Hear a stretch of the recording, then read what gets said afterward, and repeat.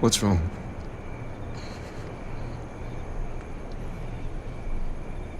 I don't want to talk about it.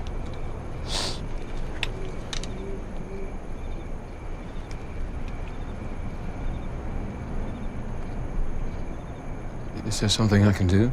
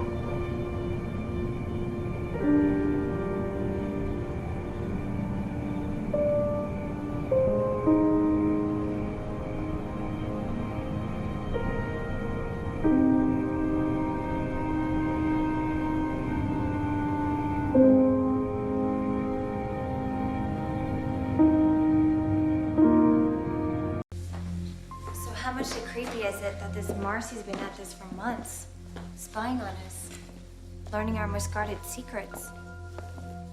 So are you saying she's invisible because she's so unpopular? That about sums it up. Bummer for her. It's awful to feel that lonely. So you've read something about the feeling? Hey, you think I'm never lonely because I'm so cute and popular? I can be surrounded by people and be completely alone. It's not like any of them really know me. I don't even know if they like me half the time. People just want to be in the popular zone. Sometimes when I'm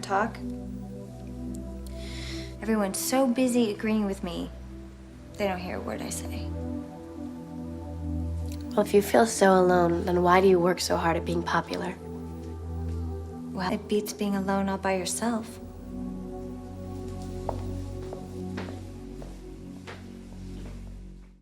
Hey, I'm Mark A. Altman. I'm DAREN DOCHTERMAN. And I'm Ashley Miller. And we are the Inglorious Treksperts. You know, Ashley, I thought we were going to have to remind you what your name was there for a second. There was such a dramatic pause. I'm like, does Ashley remember his name? Who it's am like, I? Where am I? What? How did I get here? The camera, mesmerized by my own beauty. Well, people are going to be confused because today we're diving into the old Trek adjacent topics. Trek adjacent topics is for those of you who heard recently there was an attempt to revive Buffy the Vampire Slayer as a TV show on Hulu, and unfortunately it didn't get picked up for a variety of reasons. But it doesn't diminish the fact that Buffy was a wonderful show. We all remember the wonderful Buffy and Jodie and Mr. French and their adventures. Oh my God. And so DAREN and I had a chance to sit down with the lovely Charisma Carpenter and the talented James Marsters to talk about their Buffy adventures. And if you want to know more, you can go to Slayers and Vampires, a book by Ed Gross and Mark A. Altman. And it was a lovely conversation, wasn't it, DAREN? I enjoyed it very much. I mean, not being a huge Buffy fan, it was still nice to learn about what they went through and their feelings about being in such a popular show after all these years. Well, I have to say, for those of you who are at home who are listening on the podcast feed, and that's probably 99% of you as opposed to watching on YouTube, DAREN is wearing a really cool Desilu t-shirt. Indeed.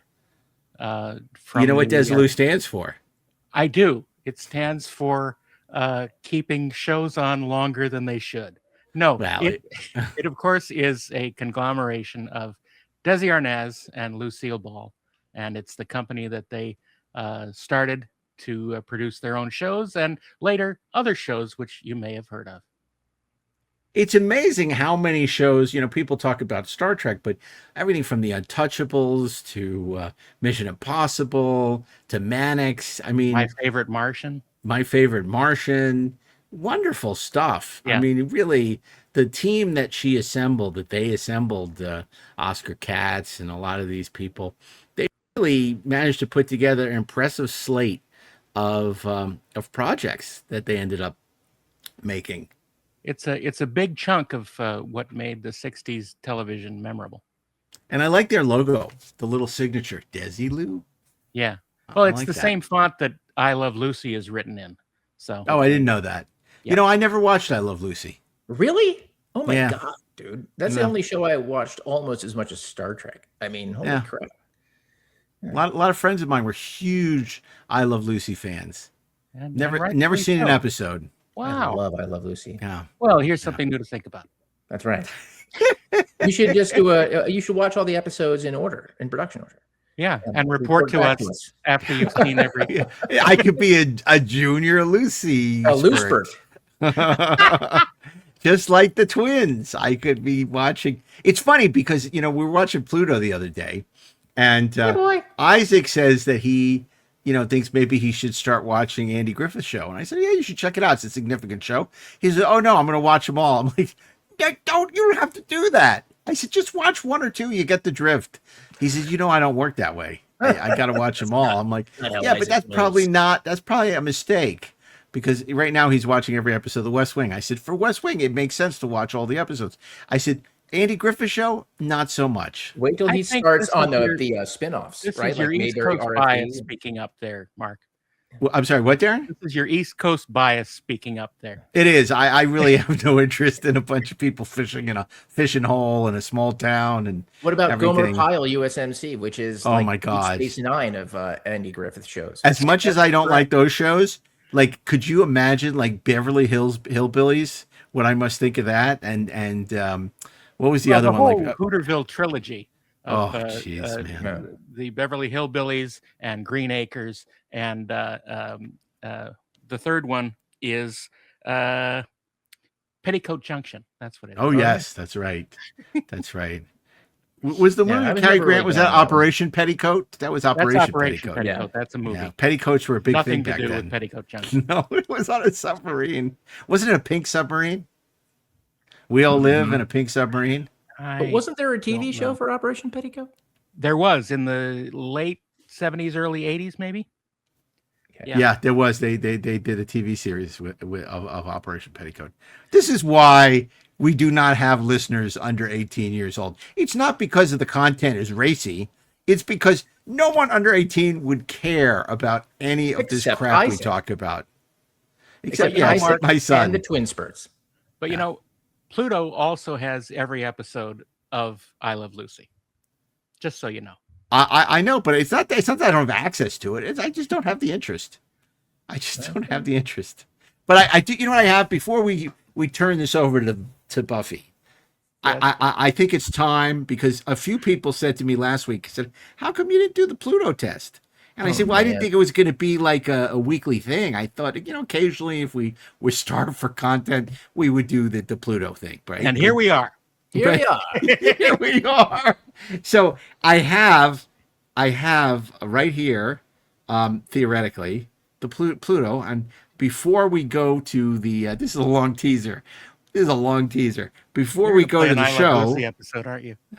before we go to the show, I'm going to test you with the Pluto test. And by the way, anybody who works at Pluto, we are available for sponsorships. We have a very robust audience. If you're looking for younger demo, probably not us. But if you're looking for big numbers and if people you who are want like us in to God's do it- waiting room, we're the podcast for you. If you want a Treksperts ad on Pluto, like they do for those other podcasts, we're ready.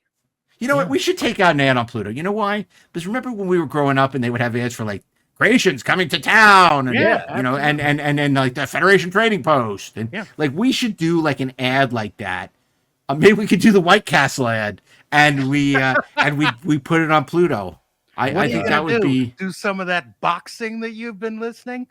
Yeah. Okay. Here we go. God. This is here we go. Our speed is now warp 7.3 and holding. Oh, that'll help. The card engineering. don't understand it. The whole system suddenly cut out. You're never going to get this. It sounds like the first season, though. It also sounds like it's underwater. What's ahead? We can hardly hear it. Determine our destination, however. I'll show it to you.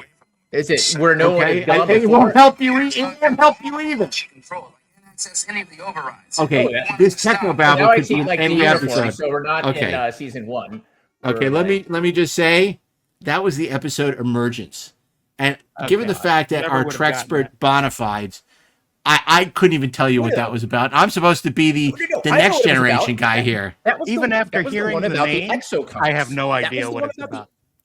That Was the it one the about exocomps? Yeah, Oh, the which means exocomps. that there's Great. that Peanut Hamper is in that episode. Oh my God! Here come the lower decks references. Not that There I have you a go. problem with it. Not that there's anything wrong with it. It's just like we No. count on Ashley to come through with that. By the way, I have to say, if Darren's the TOS guy and you're the Deep Space Nine guy and I'm the TNG guy by default, but here's a TOS one we will all get immediately. Are you ready? This is not going to be hard for you guys. Here we go. Display pair. I suppose you want them back. Again, underwater. We can't hear Hello. anything, Mark. Oh, it's Trelane. Come on, Terlane. That is not acceptable Yeah, answer. Squire of if you have the Goths. courage. There you go. Yeah. There you go. Okay. Okay, now let's do. I'm not even going to do the Enterprise one for you because I just feel like you're not going to get it. Here's Deep So I'm Space gonna- Nine for you, Ash. Okay. This. You should be able to get this one. Okay, here we go.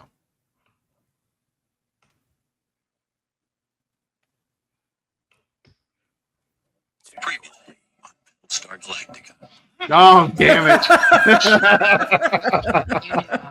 Well, you know, that's, Well, that's not going to work. They have a Battlestar Galactica channel on Pluto, Oh, that's and great. it's awesome. It's by awesome. the way, I need to correct the record before somebody else corrects us. Emergence was not the exocomps. That was Quality of Life. But the reason Oh, why I was yeah. remembering it as Okay. Emergence By is- Noreen Shankar. Yeah, Emergence was Treksperts. also it was like about the Enterprise becoming sentient. Basically, it was like, what if the Enterprise were Chat GPT? Okay, I don't know. I don't know. It would be weird. It would like draw pictures with six Chain hands. smoke your bitch. Chain smoking bitches. What was that line? That was how I heard it. Dizziness. I finally managed to sedate her. Could this have been caused by her cortical This has insight? been caused Oh by my something God! else. Listen to Coach. Okay, you're not. You found a little I'm man just in going to a stop boat. right here.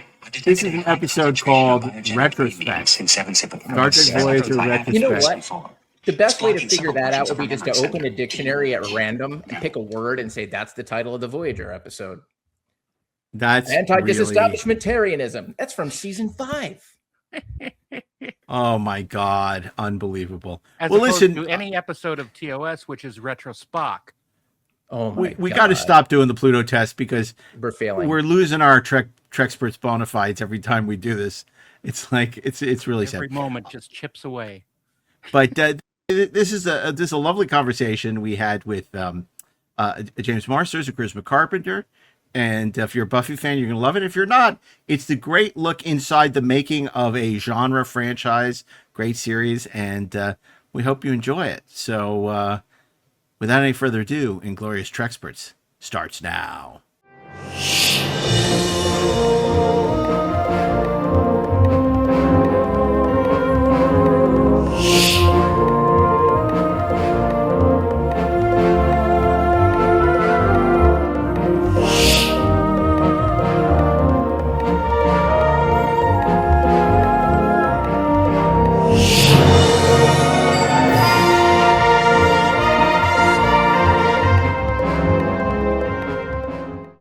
Hello again, St. Louis. So great to be here. This is a panel we're very excited about. I'm Mark A. Altman, and showrunner of Pandora, writer-producer for such shows as The Librarians and Castle. I'm here with my Inglorious Treksperts podcaster in crime, DAREN DOCHTERMAN. And Hello. we're delighted to have these next two two guests with us. We had a great conversation with James at GalaxyCon a couple of months ago. We're thrilled to have him back, and it's our first time actually sitting down to interview Charisma. So without any further ado, I want to invite them both up to the stage. It's James Marsters and Charisma Carpenter. Many years ago, Thank you. you can make me feel.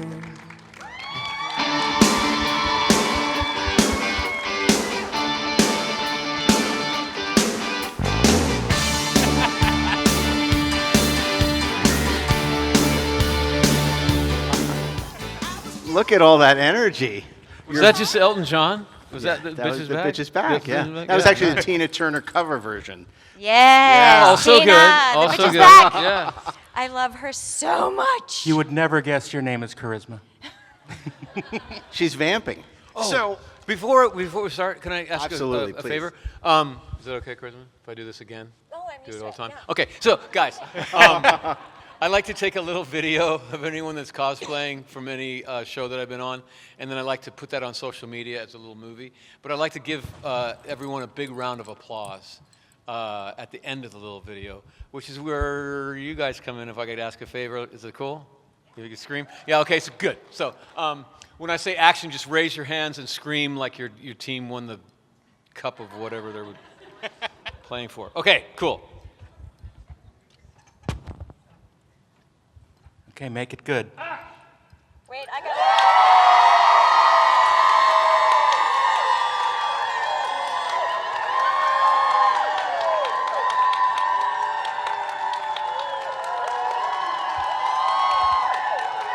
Cut. All right, you're all famous. Okay, I'm all yours. That's really good. Can we try it one more time, though? But feel it more inside. once more with feeling, yes. So, Charisma, I want to ask you, because you have a new podcast, The Bitch is Back. Yes.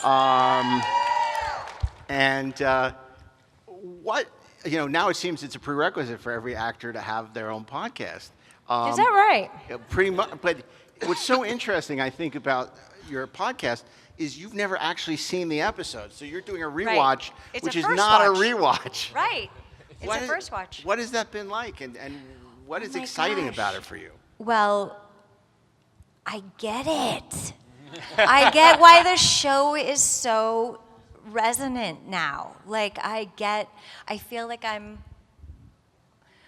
able to relate to the fans on a whole new level now. awesome. And I love when you guys come by and then you'll bring up something about an episode and I'm like, oh, and then this, and then that. Like I just feel like there's a whole new bond that I get to have with you all as a result of it. But I think for me, when it switched, like it really clicked with me like, oh, this is why this is the moment that the show became a hit, was episode 7, season 1, Angel. I was like, oh, I get it. That's it. I laughed. I cried. I was rooting for them. Impossible love for Shakespearean themes, all the things, and monsters and God. Like, guys, this show is so good. Oh, that's so great. So many of the people we interview in things like these, they haven't watched the things that they're on, and they don't understand how the fans feel. And that's such a great thing that you're taking that journey with them, delayed. Yeah. But it's really great, because I often wish that these people that we talk to would understand what we enjoy about this thing that they've done, and I think that's really great. I like that. It's fun. Yeah, forgive them, by the way, for not doing that. Oh, of because course. The problem is that we, oftentimes, if you're part of making the project, you can see where the strings on the puppet are, so to speak. And so you can't fool yourself, and so it always looks cheesy, because there's no illusion that Once you've seen the man behind the curtain, yeah, it doesn't work. I mean, it could be a wonderful show, but you know that it's not real, so it doesn't. You don't really buy it in the same way. Of course. And so it can be painful. Like Fred Astaire could never watch himself dance, right? Because he knew that there were imperfections in there. It drove him crazy. Right. Yeah. I don't feel like that though. I feel like when I'm watching it, I'm not wrapped up in the me of it, or the performance of me, especially in those early seasons or early episodes. I just I just felt like I wasn't as much a part of the Scoobies yet, so I haven't had that cringy moment yet. But I feel like it helps being 25 years later. Yeah, like you you know, have like I'm distance not as now. critical about, but I do have moments where I'm watching my fellow actor. So I'm looking at it through the lens of both an actor, and I'm thinking about, as a director, like there was a scene in The Pack, and they did a 50-50 shot of Xander telling Willow this terrible news that he's like, you know, he's not taking those classes anymore because he doesn't want to look at her pasty white face anymore. And I felt like that shot, as an actor, you know, I'm like, why were we not on Allison's face for that reaction? You know, I just felt like, sure, in the 50-50 shot, getting him tell her, so we have an orientation of the scene, but why aren't we in her eyes? Because she has those big, expressive eyes. And I just remember thinking when I was doing the podcast, like these are the observations that I get to make on the podcast and just go, gosh, I feel like that's a missed opportunity. So I'm genuinely looking at it, not from like necessarily an actor's point of view, but like I wonder how that cost a lot. That shot was expensive. Oh, that's 5 people, 5 different shots. We were there in that scene in the library with those 8 people all day. Oh my God. All day. You have no idea what pain is. In season 7, I do. you do, I know you I do. You've lived a life. Please don't. But you don't know this pain. This shooting with all of the potentials, they were all wonderful, but there would be like How many were there? 12 people per scene, and they had to get coverage on all 12 Oh, people. Jesus, Mary, and Joseph. Wow, we're going to be here all day. Yeah, that is painful. Let's go in for singles on everyone. And it's You like, have to. okay, well, You we'll have be to. here till Saturday. Great. That's Correct. Well, why it that was the 20 case. hours a day on Buffy, yeah. Yeah, and I wonder, is there that kind of post-traumatic stress syndrome? Because you suddenly remember what it was like to be on that set, and what a lot of people don't remember, because now the show is sort of enshrined in amber as one of the greatest television shows of all time. But at the time, it was a WB show. Michigan J. Frog was the mascot. It was on Super 16. It was super cheap. No one had any expectations. It was based on all due respect, terrible movie. On Super 16, though. Like, it could have been on Super 8. Yeah. It could have been worse. Yeah. So is it like really surprised? I mean, that it's as good as it is, and at the same time, is it like looking at a yearbook for you when you go back and like, God, it's like, I remember being in high school. It's like so long ago when you talk about it and bring back all these memories. And it's also like Rashomon, because you guys are talking a lot on these podcasts or having guests, and their memories may be completely different than the memories you have. Well, just like a family, right? You have a sister and a brother and a parent, or whatever, hypothetically. You have 2 kids having the same experience, but taking away completely different experiences. Right. Like, I remember my first husband, there were 2 girls and him, and their version of their household was very different than his version of the household. So that's not uncommon for that to happen, I think. But what do you think, James, about what he was saying? What were you saying? You think I remember? Darren, what was I saying? No, actually, James, I want to ask you because, we talked about Charisma's podcast, and you can follow it on Patreon. It's great. My wife follows it. That's a little plug for and she loves it. So I want to ask you, before we get to your podcast, you were just on Juliet Landau's podcast, Revamped, and I was telling you backstage that I wanted to listen to it for a few minutes to see if I could, was anything interesting that we hadn't talked about in the past. And I ended up listening to the whole 2-hour thing because it was so fascinating. And what I love about the podcast for all of you is how raw it is. It's not like watching EPKs from when you were making the show. This is a wonderful show. Josh is a genius. I love being on the show. It's like so unfiltered, and finally you can really tell the stories maybe that you never were comfortable telling, and you're not, and I just wonder if that's sort of liberating for you, and you're so articulate in describing your experience, and I'm amazed when you talk about that first audition, you paint a picture as though it has happened yesterday. Yeah. That's the thing about Juliet. I love her to death, and she knows that. She knows I'll do anything for her. She interviewed me for 5 hours. I was like, after 5 hours, I was like, Juliet, I've got to eat lunch, man. I've got to go. And then she let me go. But yeah, so she got around to a lot of stuff that I normally haven't talked about. There were actually, this doesn't happen that often, but there were actually questions I was like, I don't want to go into that one, Yeah, she was trying to get as deep as I would let her. Yeah, and I, can we say that? I let her get pretty deep. How many kids are in the audience? Right? A few, probably. Yeah. So, yeah. I mean, like the corporations aren't breathing down our necks anymore, so we can kind of open up a little bit. And it was all good, so it's easy to talk about. There's not stuff that we have to be careful of that much, but yeah. But I think it's sort of liberating. You finally get your revenge on Juilliard. You get to, all these things. Charisma, you were on Katie Sackhoff's podcast too, and I thought, do you ever feel like you're being too honest, or like, is there a point where you like want to hold back, or is it nice to feel that free and be, and tell these stories? And is the intimacy of the podcast, it's different because you're not generally, there's no camera in your face, and it's like talking to a friend, and you're more free than you would be maybe under other circumstances doing an interview? I'm a chatty Cathy, and I tend to overspeak for sure. And we shot that over, we had it was over 2 hours long. And after the first, so I'm curious about so much, like filmmaking, raising a family, talking about our kids, talking about menopause, talking about dating, we covered like all these things, including the work, and we talked about from a feminist point of view as a woman, at our age, and like how easy or hard it is to get hired, and the body issues that come up, which come up a lot in my podcast. I pick up on all these different times where even the men are being subjugated to these body image expectations. And we covered all of that.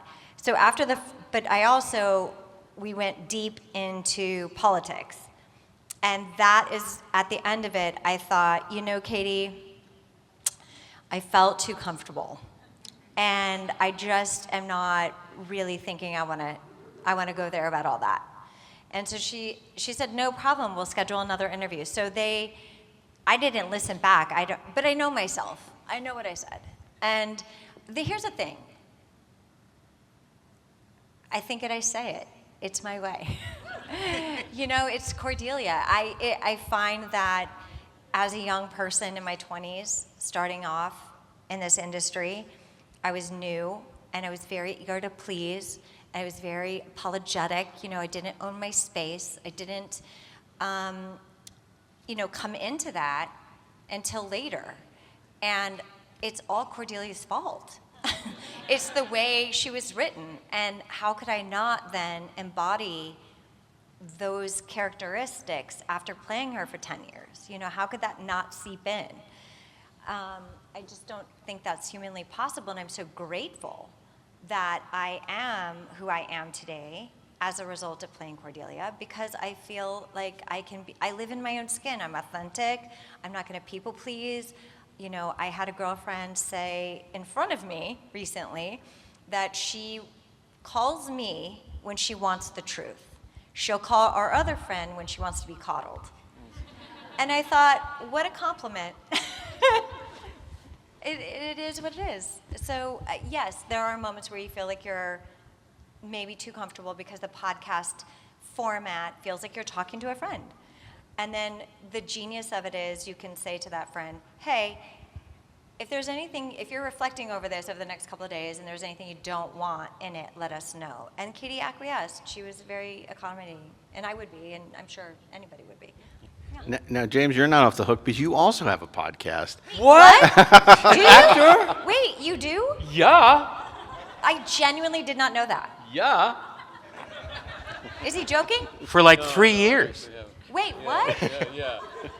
Thanks for inviting me on. Well, we don't really have guests. It's just me and this guy named Mark. Oh, Mark. Divine, who is the funniest person I've ever met in my life.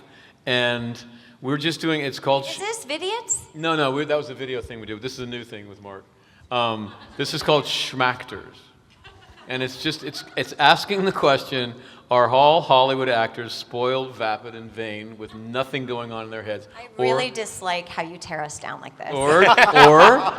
Or do they actually have anything interesting to say? And we find out that both are kind of true. And so we take questions from the audience. They call in or leave us voicemails, and we talk about a wide range of things from our experience in Hollywood to subatomic particle physics, whether or not we're ever going to get to Mars, like a wide range of things. Yeah, like I was just like the last episode we were doing, there was like, what do you think is going to be life in the future? I was like, oh, we'll be eating grubs. Mark's like, grubs? I'm like, yeah, like larvae. But it's going to be fine. It tastes good, a little garlic, a little butter, but we're not going to have enough resources to raise beef and chicken and lamb and all of that stuff. It's just too much grain. We're not going to be able to afford that. So we're going to be eating bugs. But don't worry, they're going to render it down to a protein powder, and they're going to print it out into whatever you want, chicken McNuggets or whatever. You're not going to notice, but... Like a tab. Yeah. You have tabs of food? Well, no. It'll be the same as the stuff now. I mean, is it really chicken in a chicken McNugget? Do we even know? We don't. It could be larvae. It'll be Soylent Tan. Seriously. We won't even notice. It's going to be fine. Charisma, I don't want to interrupt, but are you calling in a question to the show? You calling a question into... Because he can answer. He's right here. Totally answer that. Yeah. Okay. Well, You never talk about it. You never talk about schmactors on stage with me. I've never heard this news. Didn't come up. And look at you guys. Terrible. I adore Mark. Oh my God. I adore him. The problem with Mark, though, is Mark is very funny, but he's funny like Lenny Bruce, which is to say he could get me arrested, or at least canceled. So we have to cut out so much of what he says. The producer and I are just like, we're going to let Mark just go. Just don't ever tell him don't say that. Just let him go, because what's left is gold. But half of it has to go out. No. That's how we deal with our Mark too. Yeah. Thank you. I want to ask you, because we're going to get to Buffy. I know you want to get to Buffy, but you get asked about Buffy all the time. What's the project you've done that you aren't asked about, that you're so proud of, that you love doing, that people don't talk about? I mean, I know for Charisma, I would love to talk to you about Veronica Mars. I thought that you were wonderful on that show, and I'd love to know what Rob Thomas was like. It was a very different experience than Buffy. Now? Well, are you looking it up on IMDb to see what it was about, or? No, about Veronica Mars? Yeah. Looking at Veronica Mars. Was I? No, that's not what I'm doing. Stand by, everybody. So Veronica Mars was amazing. What specifically about Rob? So I found that Rob Thomas, his writing was just so on par with Joss. I felt like they were aligned. It's very rare to find that quality of writing. You can pivot on a dime from this emotion to the next emotion, or you're cracking a joke every 30 seconds and the self-deprecation, but it's witty and smart and it's good. And the Rob Thomas of it all was very similar. I felt like it was an ease into that show just because of the vernacular and the way that he had a unique way of speaking as well. And, it was hard to be naked a lot with that actor, Jason Doherty, I think is his name, or Doring. Help me, am I right? Jason Doring, yeah. Doring, fantastic actor. One of the things that I was impressed with, less about Rob, because what's funny is that his wife's best friend was my nanny. And I think that's why I got the job. And I guess I was a good employer. And also, I remember Joel Silver was the producer of the head of it. And my manager, John Carabino, got a call about this, and he said to me that they said, but is she sexy? And I'm like, well, I don't know, I just did Playboy. Have you sent him over the Playboy? Let him judge for himself. I don't know what to say. How do I answer that question? It's such a weird question. Have you ever been asked, well, has your agent been asked, but is he sexy? Oh my God. So that was interesting. Apparently I was, and I got the job. My first agent. I was naked a lot. My first agent looks at me, I'm fresh to town, and she's like, I don't know if you're good looking enough for television. And I said, okay, maybe not, but neither is Michael Caine. You know, like, there's a thing called acting, and I know how to do that, so maybe don't sell me. Was Michael Caine on TV? He must have been at some point, some rerun of something. I don't know, but you know, like there's plenty of actors that are that's just not just pretty. And I was just like, I didn't fight her on whether she thought I was attractive or not. I was like, I can make you money, okay? Yeah. You know? Yeah. I'm good at my job. And the same question for you, James. I mean, we talked about Runaways in the past, something you're very proud of that doesn't get some of the love that it deserves.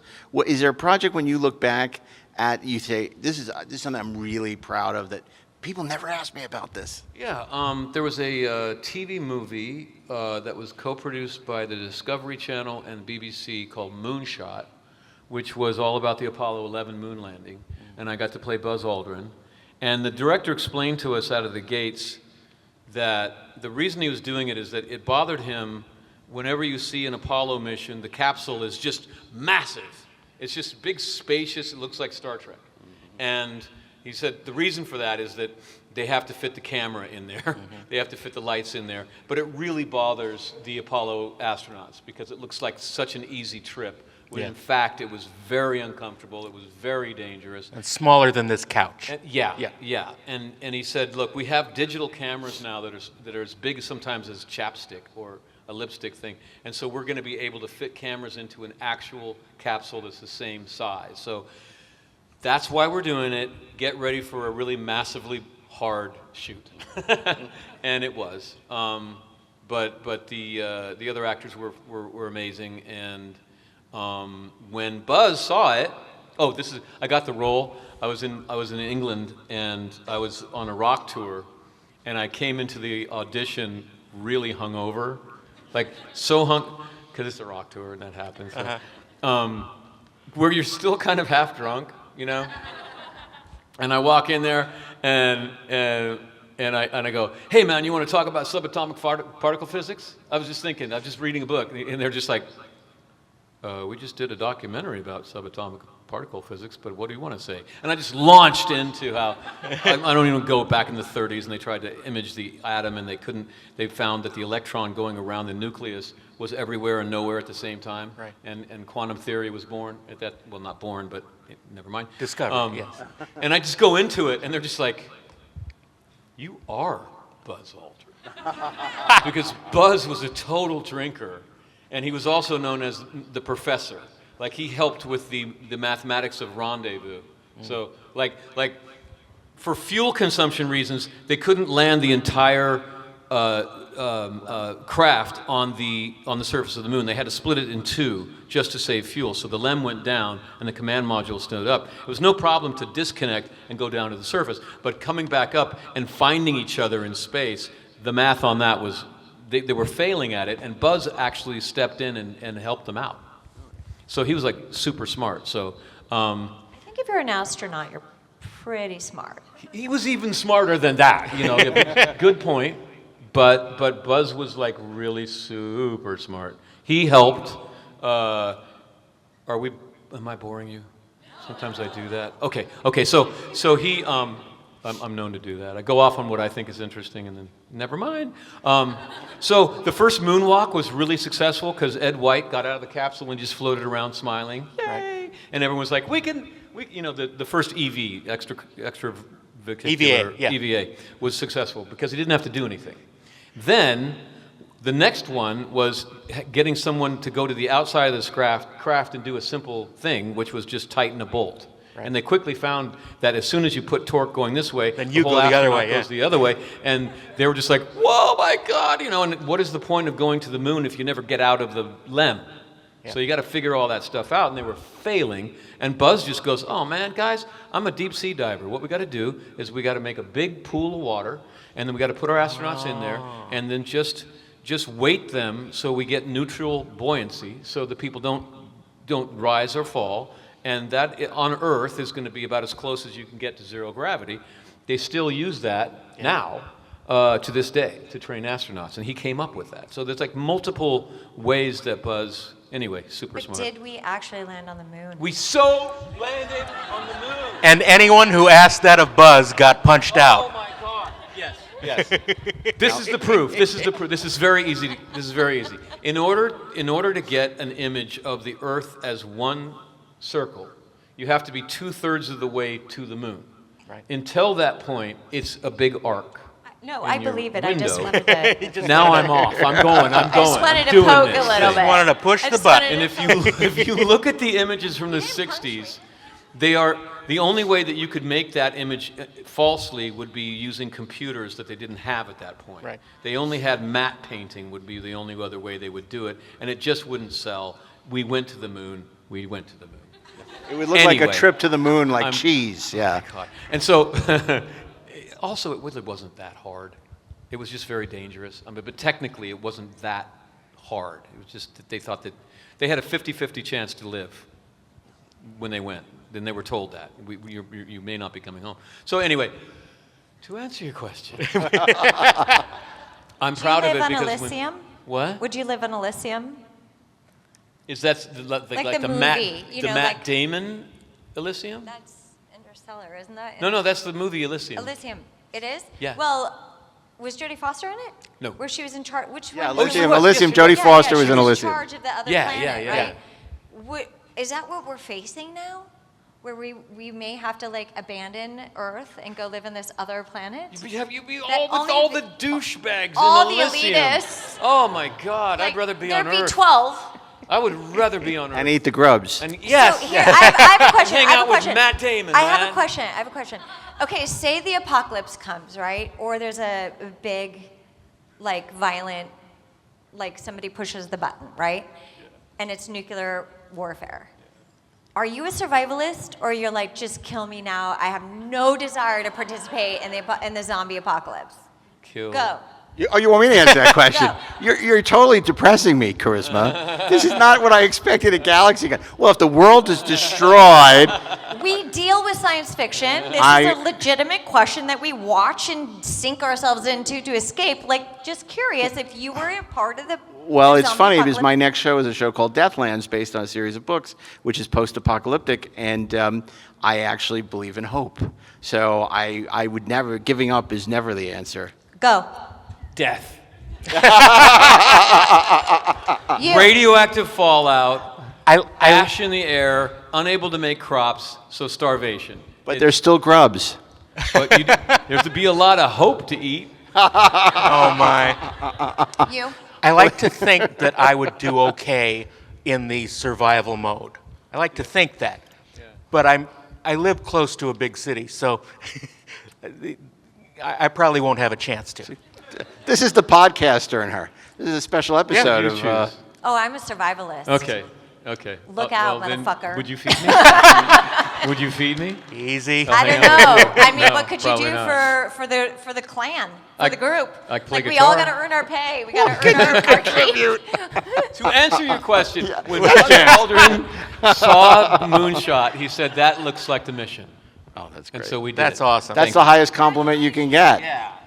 And then when you were working Sylvester Stallone on Expendables, no, wait, not the same thing. But so obviously, I want to talk about. Pivot.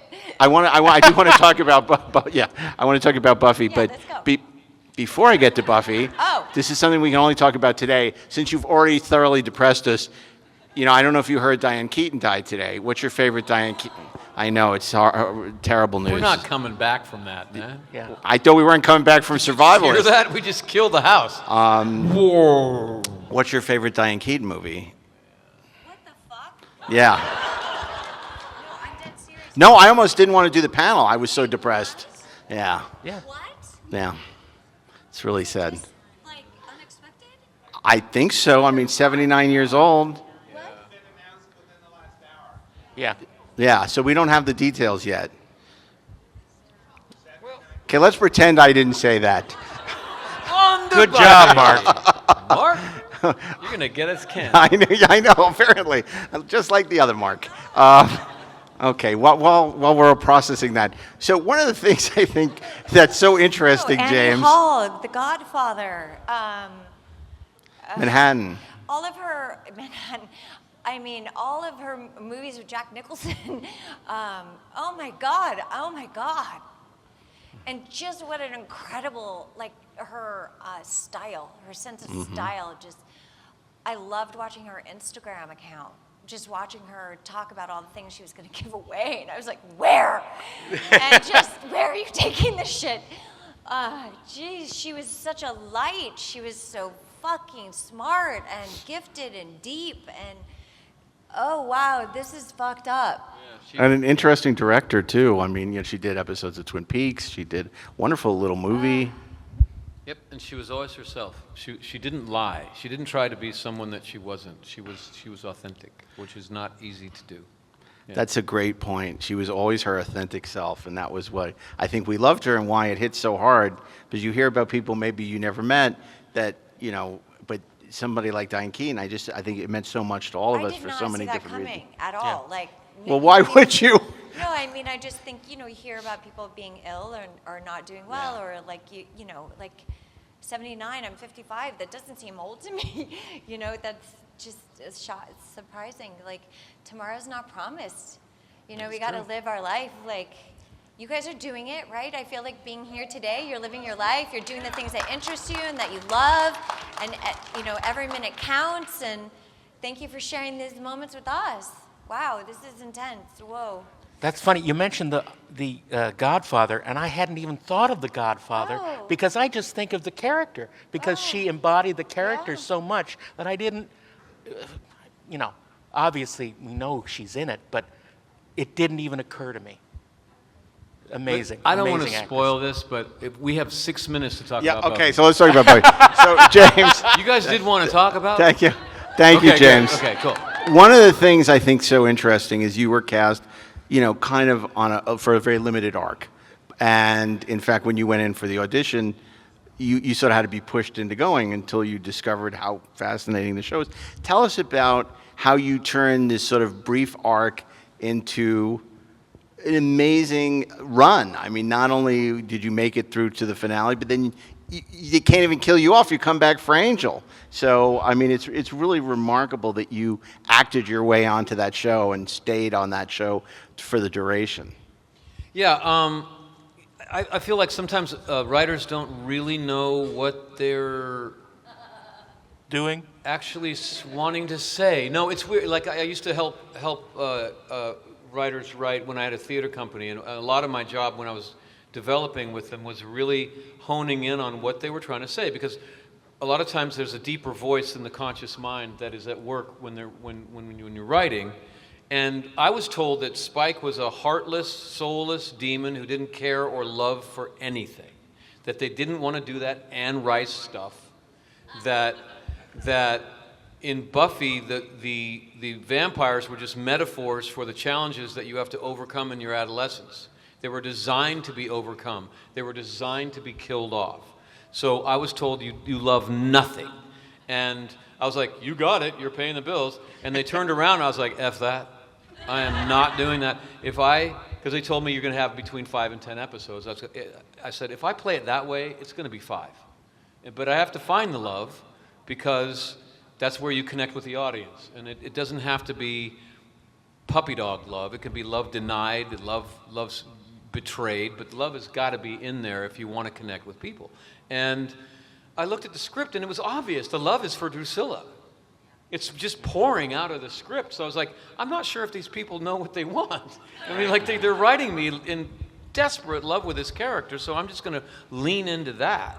But the truth is that whether it was going to be 5 episodes or 10 episodes, I was supposed to, like season 2, the whole point of season 2 is Buffy and Angel sleep together. Angel goes evil, takes up with Drusilla as his new girlfriend, kills me off so that Buffy can have her heart broken. That's the whole thing. So they only built me up to be such a cool character and such the big bad like they did, so that when Angel killed me, he would be the big bad. But then they didn't kill me. And I'm just up on the mountaintop of cool. And I'm like, okay, I'll take it, Damn, yeah.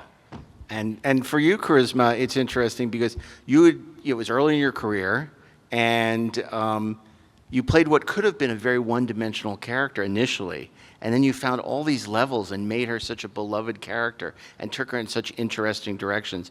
What, when you did, was it just that you get a call from your agent, you went and auditioned, or what was the road to Buffy for you? I was on a TV show called Malibu Shores for NBC. I already had a job, and Buffy took me in second position, meaning I was a series regular, but I was in all shows produced the first season because the other show had me in first right of refusal. So it was a great position to be in, to have two jobs at once. It was very rare. But then when that show didn't go the distance, I went back to be on Buffy full time. And I love the question because it's like, you know, for you it sounds like you were very premeditated and you were driving the direction of your character. And I don't feel like that was the case with me. I also was very new to that world. Like, this was my third job and my second series, or technically like series A, series B at the same time. I was like doing both at the same time. And it was all a whole new world. So to pretend as if I had any idea what I was doing, I just think the truth of the matter was I was playing her honestly. Like, I just feel that I really believed in what I was saying 100%, and whether what she was saying was villainous or honest, or like she was saying to Buffy in the hallway, like, it's better than being alone all by yourself. I just played it honest. And what's interesting is I had Nell Scoville. I don't know if you know who she is. She was a showrunner. I feel like I'm ignoring you. Hi.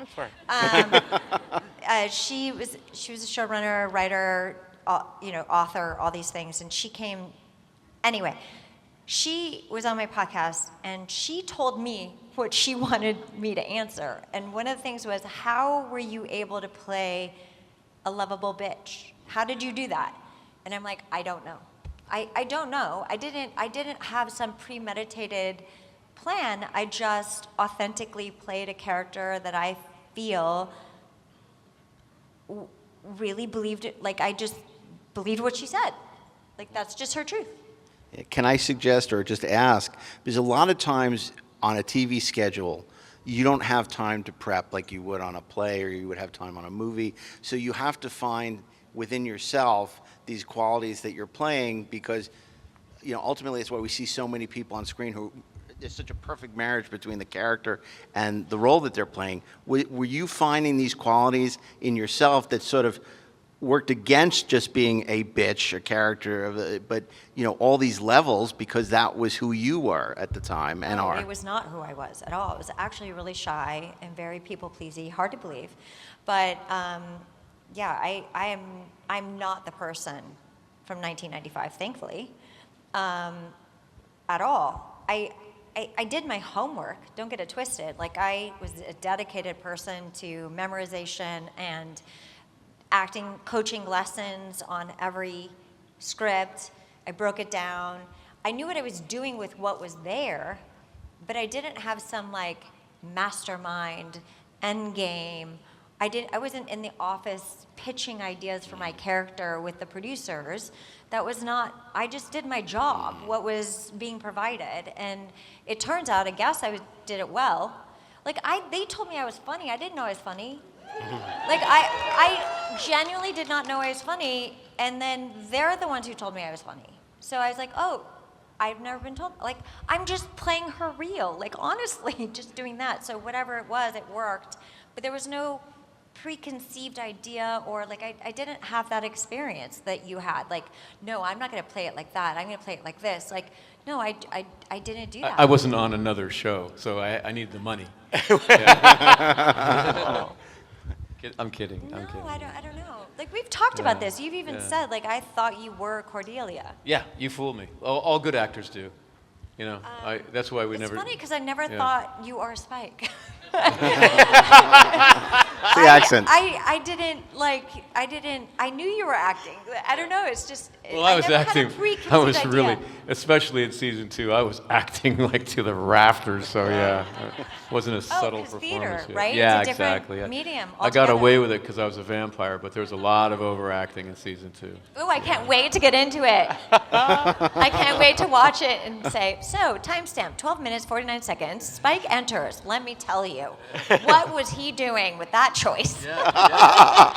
What's with the theatrics? Less is more. Oh, yeah. Oh, yeah, it's true. And I'd be remiss if I didn't ask about the transition to Angel. For you, what was your feeling when they told you, we're spinning off the show, we're taking off the Terror. mothership, and we're going to put you on this other show? Terror, because, by that time, I did have a house. I did have a mortgage. There was things that cost, right? And the first thing I said was, well, if it's canceled or it doesn't go, do I have a safety net? Can I come back to Buffy? And he said yes. So I was like, great, let's go. When do we start? More to do. Great. Was it a surprise for you when, because you had, spoiler alert, died already, but they brought you back to, for the last season. And if, you read the TV guide description, Angel and the team, joining the evil law firm, Wolfram and Hart, doesn't exactly sound like a barn buster, and it turns out to be an amazing season of television. What was that like for you? It wasn't that good. Well, it was missing some things that were necessary ingredients to the soup. Yeah, I found out that I was going to be on Angel before they killed me off on Buffy. And I just didn't want to stop playing Spike. I was like, you're going to let me... He's a great character. Yeah, I mean... it was great. They were trying to talk Sarah into doing, season 8 and season 9. They were throwing the Taj Mahal of cash at her. And she's like, they worked that poor woman 20 hours a day, and she never flagged. She always had a good attitude. She always knew her lines. She was amazing. I fully believe that if anyone but Sarah had played that role, like if I'd have played that role, we would have gone 4 seasons and I would have had a nervous breakdown. Yeah. But it was Sarah. And she was awesome, but they were throwing all this money at her, and she's like, baby, I am marrying Freddie Prinze Jr., and we are being happily ever after now. I deserve happiness, thank you. Goodbye. And you deserve it, baby. Last question, because we got to wrap up. And the good news is they're going to be at their booths, so you'll be able to ask them questions, get their autographs, find out about James's musical performance tonight. So there's going to be plenty of opportunities to talk to them at their booth. Last question is obviously the pilot's just been filmed of the reboot. If it gets picked up to series, is that something you would want to, if you had the opportunity to return to this world, is it something that appeals to you at this point for both of you? I mean, I think we both would 100%. I mean, I don't want Cordelia to die. I loved playing Cordelia. She was the role of a lifetime. Yeah. Can I just say something? Of course. Are they going to kick me off? No, nobody's going to kick you off. Okay. I'm going to say this band name, and I'm sorry for the children. Best band in the world is called Pussy Riot.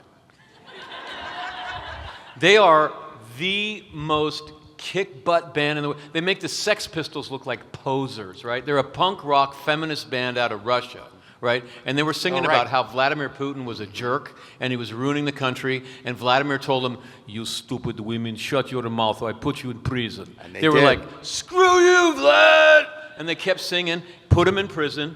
In prison, they were told, "If you recant everything you ever said about our dear leader, we'll let you out of prison. Otherwise, you stay in prison." They're like, "Screw you, they were not recanting anything." They stayed in prison for quite a long time, finally got out, escaped to Western Europe at a time where...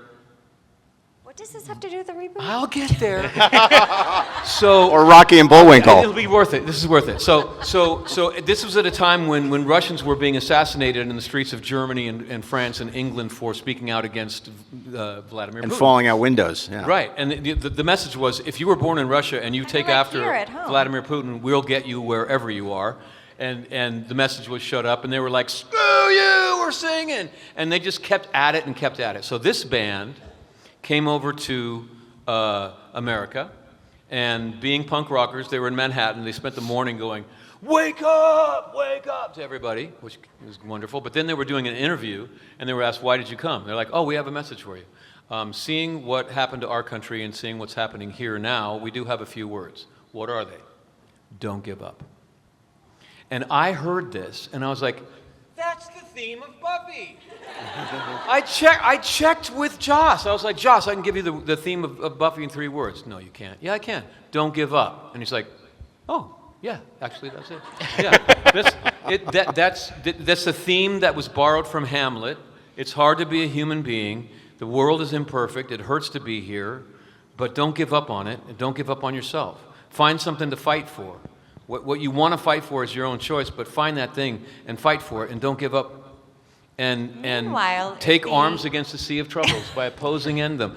Or, as I see on buttons in the cons, what would Buffy do? It's that same thing. And so if those are the 3 words that band thinks is the most important thing for people to hear right now, I'm just like, get me on the reboot. If I can do anything to help that message continue to a new generation, to more people, great. I'm down, man. Yeah. Well, unfortunately, but if the apocalypse comes, then you give up. Then we only have so much time to talk. Grubs. I got to give up on this panel, unfortunately, because we're out of time.